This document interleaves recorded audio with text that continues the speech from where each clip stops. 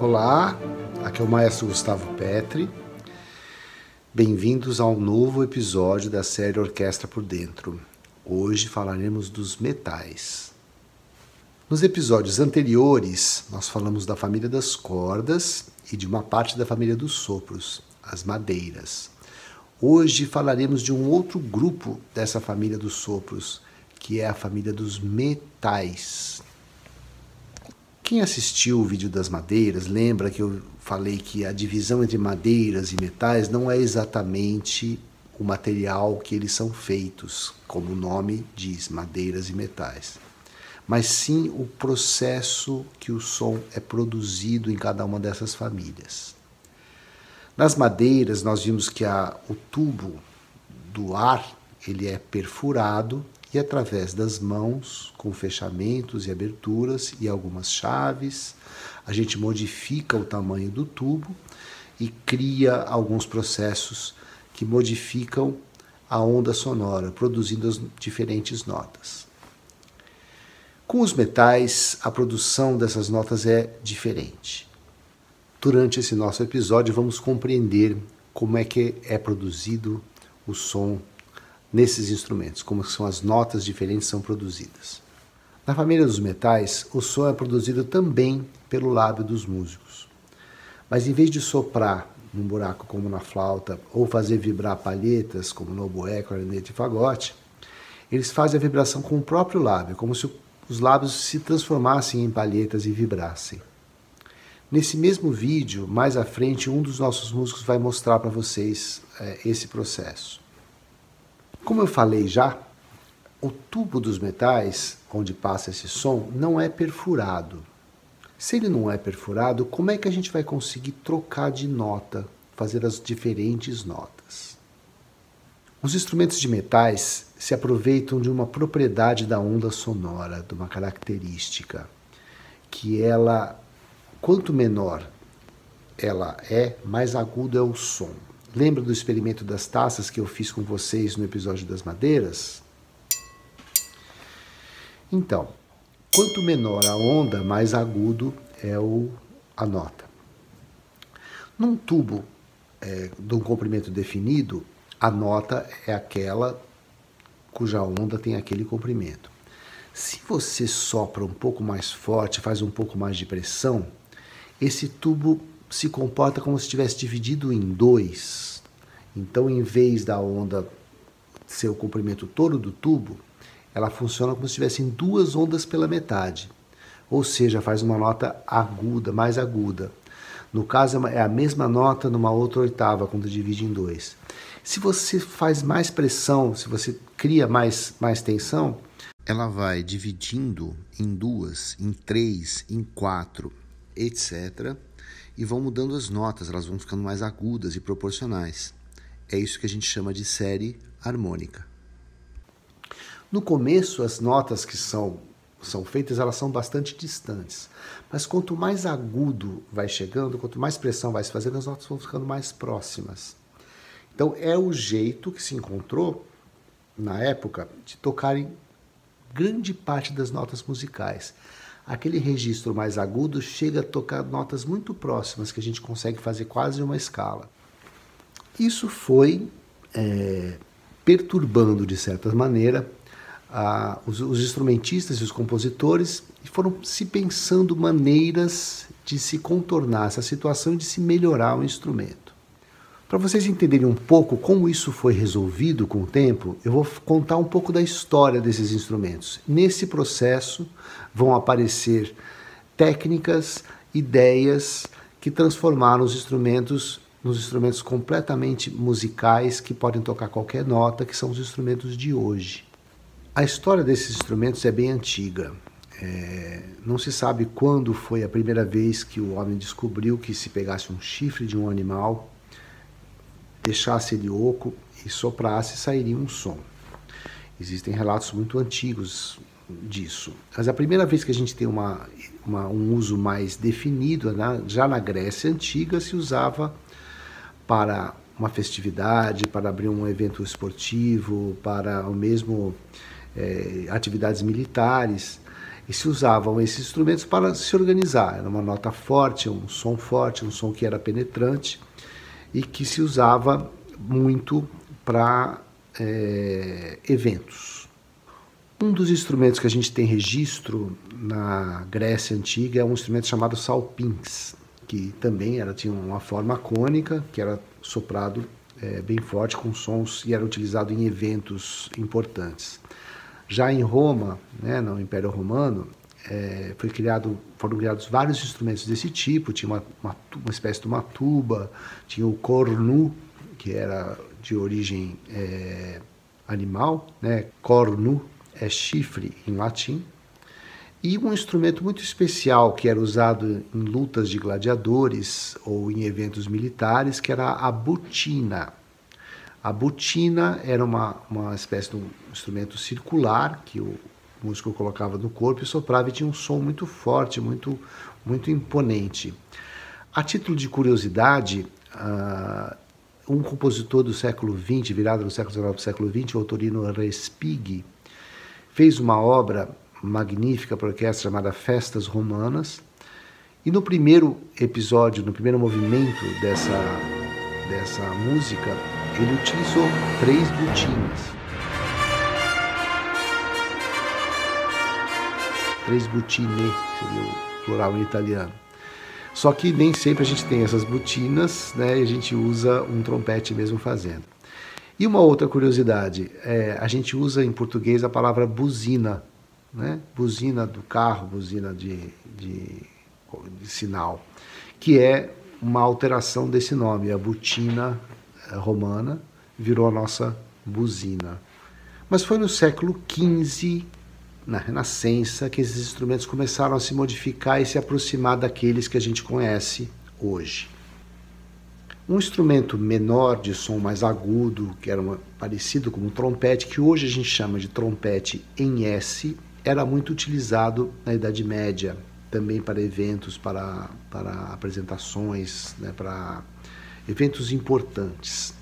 Foi nessa época que começaram a se ter ideias para se modificar o tamanho do tubo dos instrumentos para que eles pudessem emitir notas diferentes, completarem aquela série que a gente falou no começo. Uma das ideias foi se criar um tubo que se encaixava no outro tubo e se deslizava. Ele deslizando, ele modificava o comprimento do tubo, como consequência, a nota principal também se modificava. Aí, com a pressão dos lábios, se conseguia alcançar outras notas. A ideia deu certo e se criou um instrumento chamado sackbut, com tamanhos diferentes para se alcançar notas mais graves e alcançar um espectro maior de notas para que os músicos pudessem executar obras mais complexas. Uma outra ideia foram os tubos auxiliares. Se criava um instrumento que tinha 2 entradas e que se substituía tubos de tamanhos diferentes, modificando o comprimento total do instrumento. Então, se utilizavam afinações diferentes para aquele instrumento poder emitir notas mais próximas de acordo com a música. Finalzinho da Idade Média, comecinho da Renascença, especialmente na Itália, começou a se utilizar desses instrumentos que atingiam essas notas de maneira diferente e conseguiam executar peças complexas, né? Existe uma peça famosa de um compositor chamado Giovanni Gabrieli, que vocês vão ouvir um trechinho aqui no fundo, e que se utilizava já de instrumentos específicos, né? Era muito bem escritas, né? Um som muito penetrante e imponente.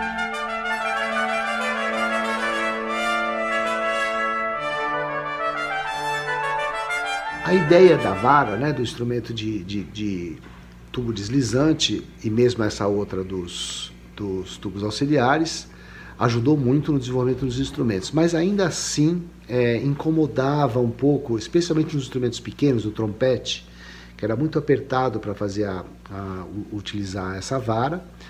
Começou a se tentar criar um outro tipo de sistema.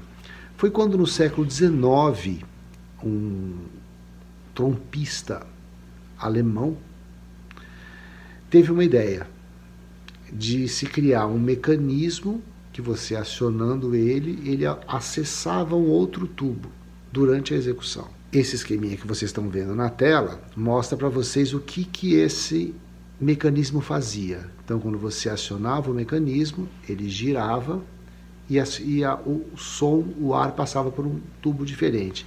Então, o músico não precisaria trocar ou colocar um tubo ou esticar.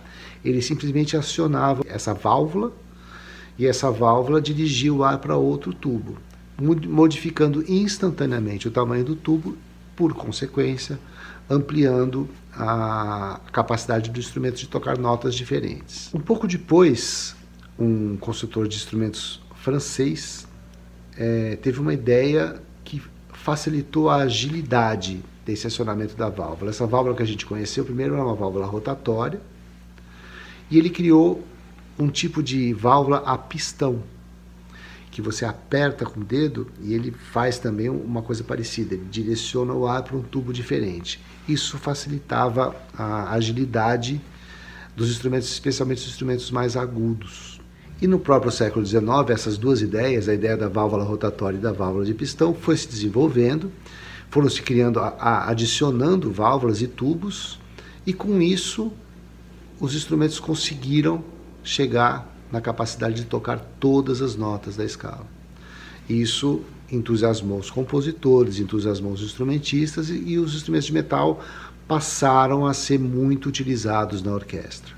Desses instrumentos gregos e romanos, e depois desse desenvolvimento todo na Renascença, na Idade Média e na Renascença, a gente pode dizer que essa foi a origem dos trompetes e dos trombones. Os trompetes, eles se adaptaram melhor a essas chaves de pistão e até hoje são tocados assim.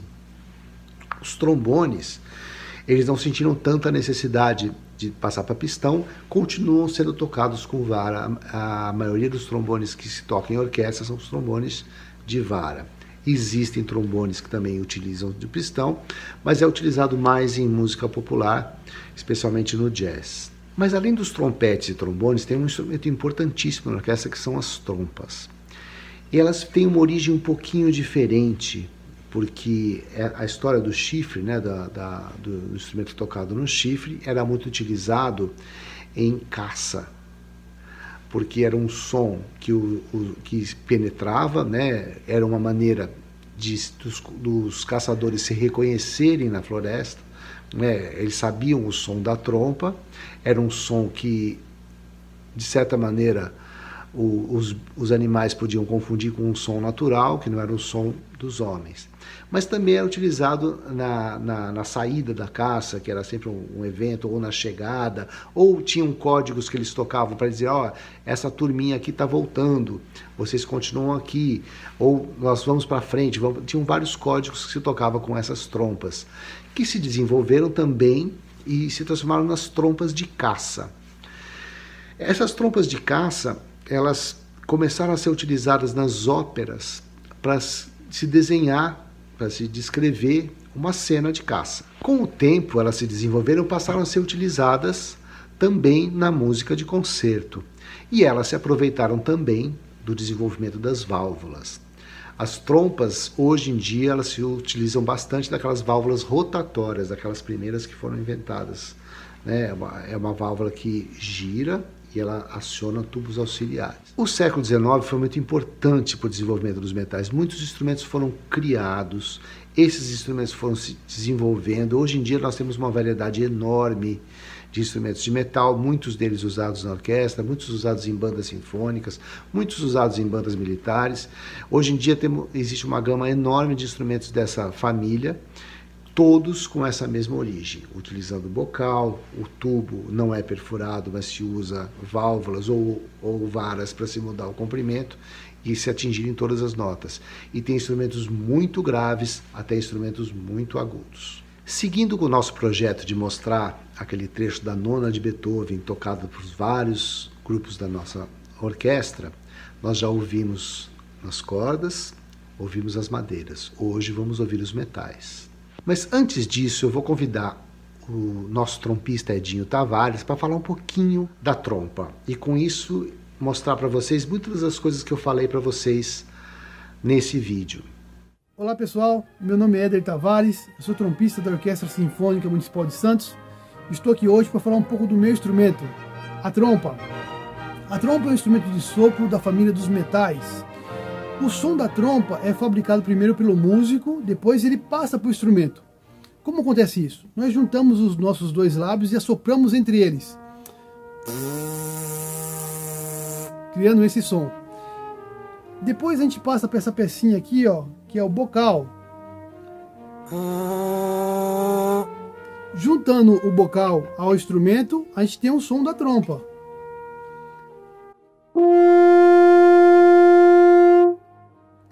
Então a trompa apenas amplifica e qualifica o som que a gente cria nos lábios. A trompa é um instrumento cônico. Ela começa bem pequena aqui, ó, próximo ao bocal, e vai aumentando cada vez mais até chegar nesse pavilhão final, que é a campana. A trompa é um instrumento muito antigo. Nos seus primórdios, ela era feita de chifre dos animais. Era muito usada nas caçadas para imitar o som dos animais. Também, no período medieval, tivemos a trompa alpina, que era um tubo bem comprido, feito de cerâmica. Ao longo do tempo, a trompa, para ficar mais portátil, ela foi se enrolando até ficar mais ou menos nesse formato que a gente tem hoje. No período barroco, ela passou a ser usada como um instrumento musical. Eles conseguiram afinar e determinar as notas delas. E também perceberam que quando você move a mão na campana, você consegue ter outros sons afinados, mais possibilidades. Ao longo do tempo, o instrumento foi evoluindo cada vez mais e foram criando mais tubos e também válvulas, que ajudam a ter mais notas até chegar no cromatismo. Com cromatismo você consegue ter todas as notas musicais e tocar qualquer tipo de música.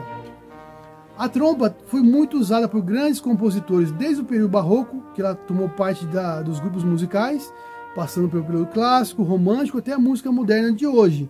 Então a trompa é um instrumento muito versátil, também muito utilizado em trilhas sonoras de filmes. Um instrumento com certeza você já ouviu assistindo um filme na sua casa.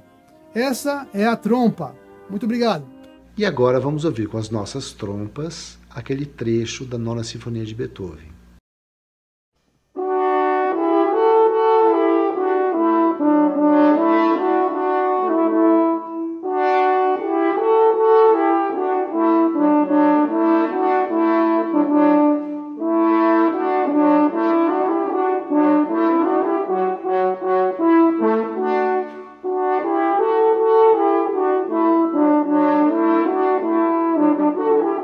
Na sequência, vamos ouvir agora com os trompetes, aquele mesmo trecho.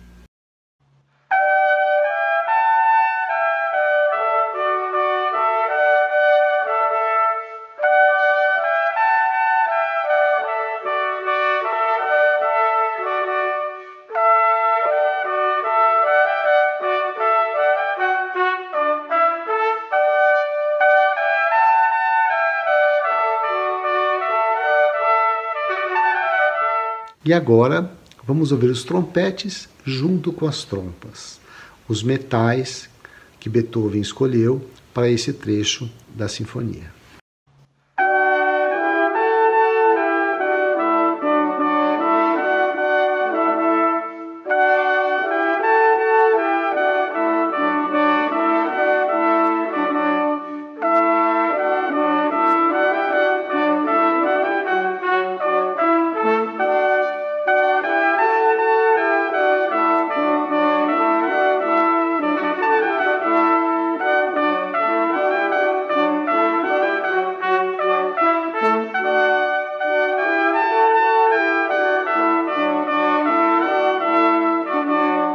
Na nossa orquestra, eventualmente usamos também os trombones e a tuba, que é um daqueles instrumentos que foram inventados depois bem maior, que atinge notas muito graves. Mas nesse trecho do Beethoven ele não pede nem trombone, nem tuba. Espero que vocês tenham gostado. No próximo episódio vamos falar da percussão e de alguns outros instrumentos. Estamos caminhando em direção do episódio final, onde juntaremos todos os instrumentos para tocar esse trecho da Sinfonia de Beethoven. Vejo vocês lá.